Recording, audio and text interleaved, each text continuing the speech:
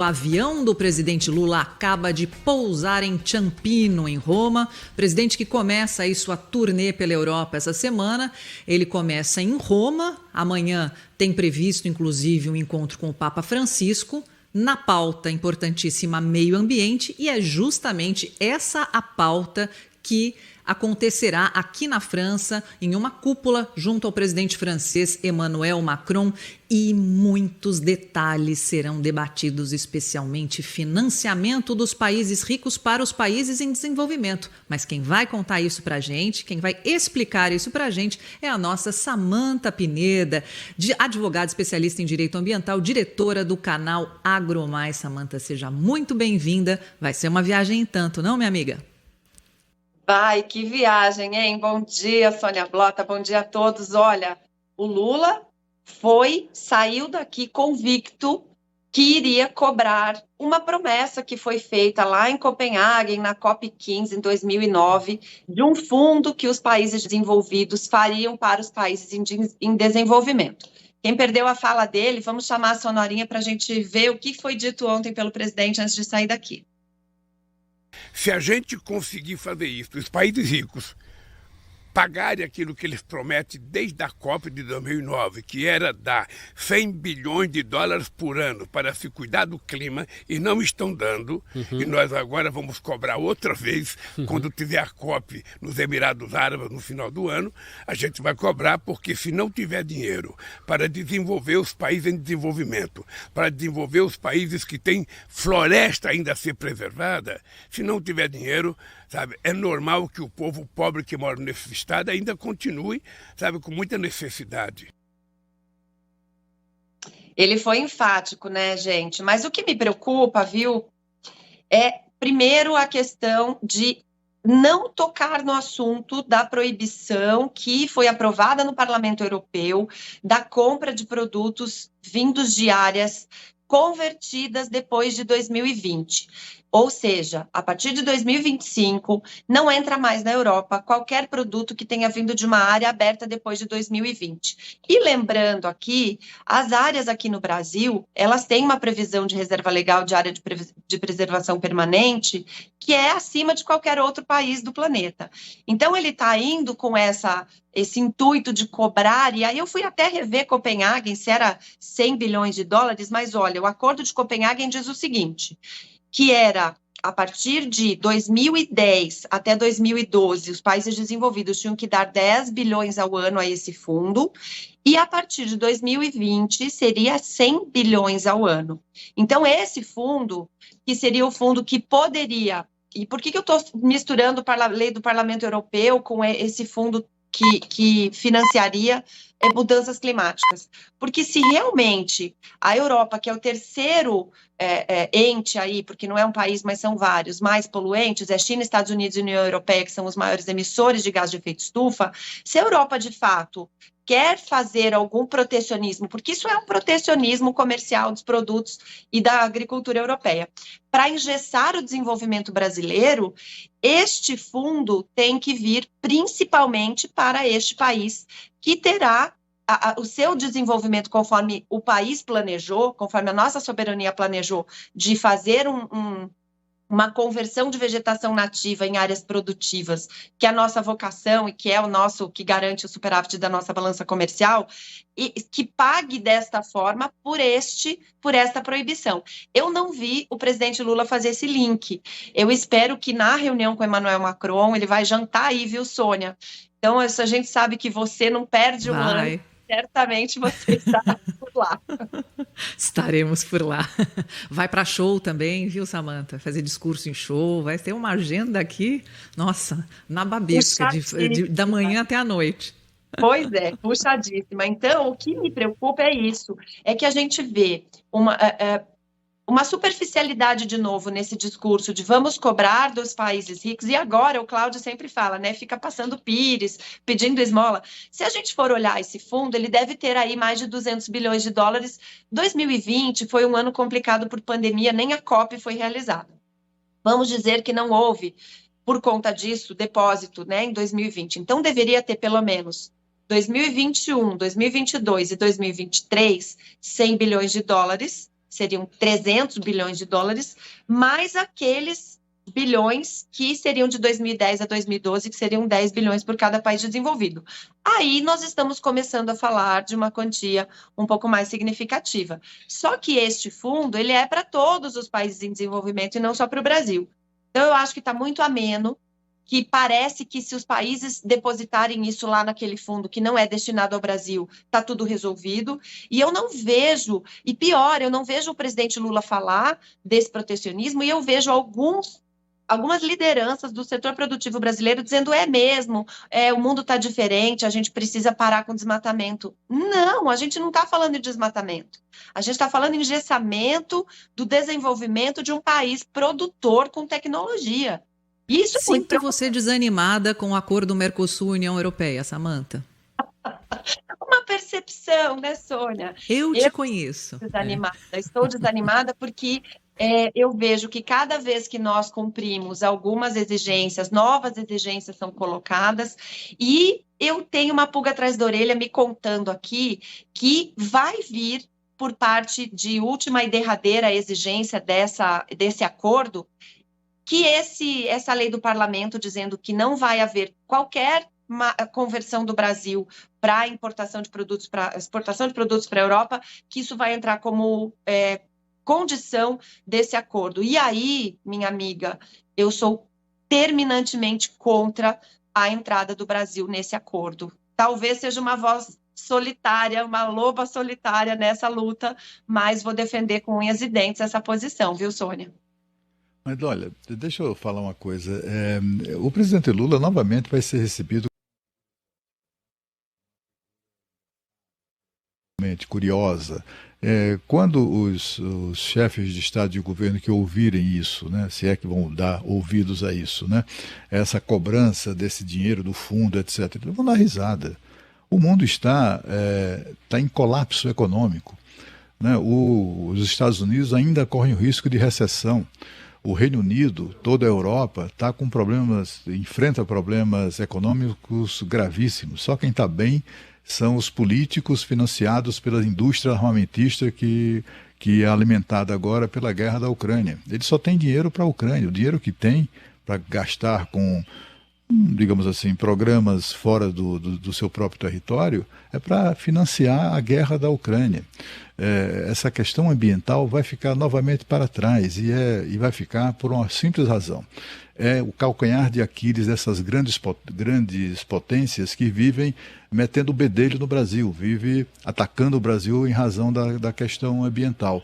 Essa é a grande hipocrisia deles, né? Eles falam isso, mas não cumprem, né? Não honram o compromisso que assumiram lá atrás de financiar países em desenvolvimento que tenham que preservar do ponto de vista de suas florestas, porque eles já as destruíram todas nos Estados Unidos ou na Europa, né? O que resta de floresta está na África ou está no Brasil.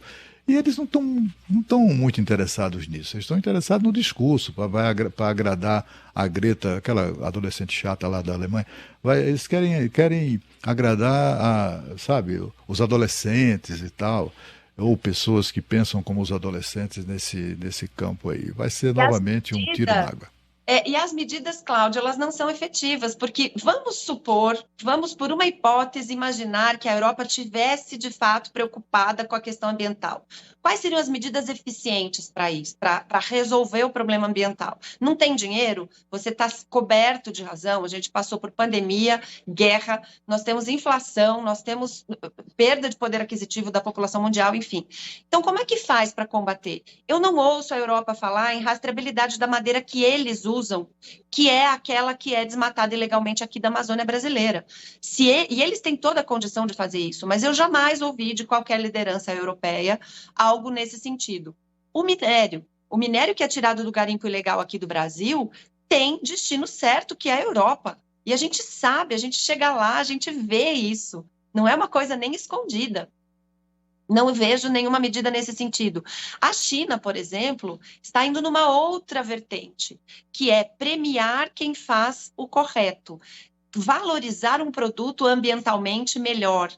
E a Europa quer punir e quer proibir, enfim. Então, para mim, é claramente protecionismo, é claramente hipócrita o posicionamento, porque não faz o que diz que tem que fazer, nem a transição energética não conseguiu fazer, que tinha prometido na COP26, eu e Sônia estávamos lá, não conseguiu implementar para a COP27. Disse, olha, desculpa, teve guerra, teve pandemia, a gente não conseguiu, voltamos a usar petróleo, carvão e gás para poluir o ambiente com o nosso desenvolvimento, mas a gente quer que você aí pare de crescer, que você pare de desenvolver o seu país, que é uma produção sustentável de alimentos, que vai acabar com a fome no planeta, porque, segundo a FAO, repito aqui, 40% de incremento na nossa produção vai garantir não o fim da fome, mas a garantia de uma segurança alimentar mínima no planeta, e a Europa indo nessa contramão. Além de hipócrita e protecionista, nós vemos que é ineficiente a medida. Não é eficaz. Se quisesse fazer alguma coisa, de fato, faria premiando. E nós estamos enfrentando isso aqui dentro do Brasil. Nós estamos com um problema com... O Plano Safra vai ser anunciado na semana que vem, dia 28. Esperamos por volta de 400 bilhões de reais. A proposta desse Plano Safra é que premie práticas sustentáveis. Da maior guerra aqui em Brasília, nas questões aqui do meio ambiente com o setor econômico, dizendo que por volta de 18 bilhões de reais seriam descontos gradativos para quem adotasse medidas sustentáveis, a equipe econômica está perguntando, tudo bem, eu vou perder, e de onde vem esse dinheiro depois? Não quero abrir mão disso. Então, nós não estamos nem dentro de casa nos acertando nisso, e estamos aceitando pacificamente, porque eu não vejo qualquer liderança questionar essa lei aprovada no Parlamento Europeu. Em 2025, qualquer produto advindo de área aberta depois de 2020, mesmo que legalmente, não entrará na Europa. E aí a gente aceita. Estou indignada mesmo. Samantha, só queria te pedir para explicar um último ponto aqui, que é o seguinte. Tem um amigo meu que fala o seguinte, é melhor pingar do que faltar, né? Não é um dinheiro que vai mudar o preço do dólar, mas, de qualquer forma, foi algo que firmado em compromisso, em acordos internacionais, desses cheios de pompa e circunstância, da criação de um fundo, enfim. Isso aí não aconteceu? Fica só no papel mesmo? É assim que funciona, Samantha? Que triste, né, Thaís? Gente, deixa eu registrar aqui uma coisa. Porque a gente dá essas notícias aqui tantas vezes, não é? E aí a gente acaba não acompanhando a não concretização delas, né? Não, ponto, assim, nevrálgico, Thaís. Primeiro, antes de começar a falar, eu quero registrar que Thaís Freitas esteve no canal AgroMais, foi lá, tomou um café. Ah, eu assisti! A gente riu. Eu assisti. Muito, e nós duas, muito ruins de comunicação, não tiramos uma foto juntas, sem comentários, mas eu registro aqui. Mas tem ela com o Valdir. Saiu de lá Adorei conhecer a redação, muito. Linda, muito, linda. Olha, muito organizada, moderna. Tá de parabéns, viu, Samantha? Muito legal o trabalho que vocês estão fazendo aí no AgroMais. Que bom, obrigada, Thaís. A gente adorou a sua visita, mas nós duas, né, não tiramos uma foto para deixar registrado aqui no Jornal Gente, na rádio, na Band News. Mas você foi no ponto-chave, Thaís. Porque a ONU, ela foi criada, o nome já diz, Organização das Nações Unidas. Ela foi criada para evitar conflitos. Então, o modus operandi, a forma de agir da ONU é não exigir. Tanto que os textos que nós discutimos tão exaustivamente lá na COP, se não houver unanimidade, ou seja, se tiver um país contra o texto, contra qualquer palavra, o texto não sai. Por isso que é aquele parto, né, Sônia? A gente fica até o último minuto da madrugada do fim da COP esperando os acordos. Porque realmente a ONU, ela tem essa posição. Nós colocamos no papel e nós acreditamos na palavra desta nação, que assinou este acordo, acreditamos no respeito que essa nação tem à comunidade internacional e à própria Organização das Nações Unidas para cumprimento desse acordo. Então, não há nenhum enforcement, não há nenhuma punição, nenhuma obrigatoriedade para o cumprimento do acordo. Há, lógico, uma rigidez com relação à postura do país que assumiu e não fez, ele acaba ficando com a credibilidade abalada, ele acaba sendo questionado nas mesas, nas discussões, mas não há uma sanção, né?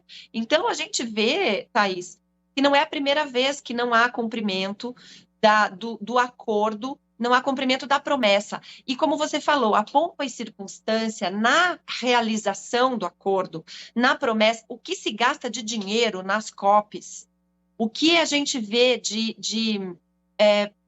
colocar, infelizmente, de novo, hipocrisia é a palavra que vem, para países que vão lá, que assumem documentos inteiros e que na hora de apresentar esses resultados ou cumprir essas promessas, o Acordo de Copenhague foi assinado na COP15, 2009, os países estão lá com as suas assinaturas, os países desenvolvidos queriam contribuir para esse fundo e simplesmente esse dinheiro não está lá, ninguém cobrou, ninguém viu, então acaba tirando a credibilidade da COP e das próprias Nações Unidas, que não conseguem fazer cumprir os acordos que os países vêm. O que a gente poderia fazer como país é dizer, olha, se você não cumpre um acordo que você mesmo assinou lá na COP, quem é você para exigir que eu não cumpra meu código florestal dentro do meu território, da minha área, que é ainda muito mais protecionista do que a sua legislação ambiental, né? O problema é que o comprador sempre tem razão, né, Samantha? É isso, a gente tem aí uma lei de comércio, mas certamente se nós tivéssemos um acordo de reciprocidade, Thaís, dava para a gente endurecer um pouquinho esse discurso e um pouco mais de profundidade, né? Sair desse discurso raso que o presidente tem feito sobre esse tema. Samantha Pineda, advogada especialista em direito ambiental, toda terça-feira aqui no Jornal Gente com a coluna Inteligência Ambiental. Obrigada, Samantha. Até a próxima, hein?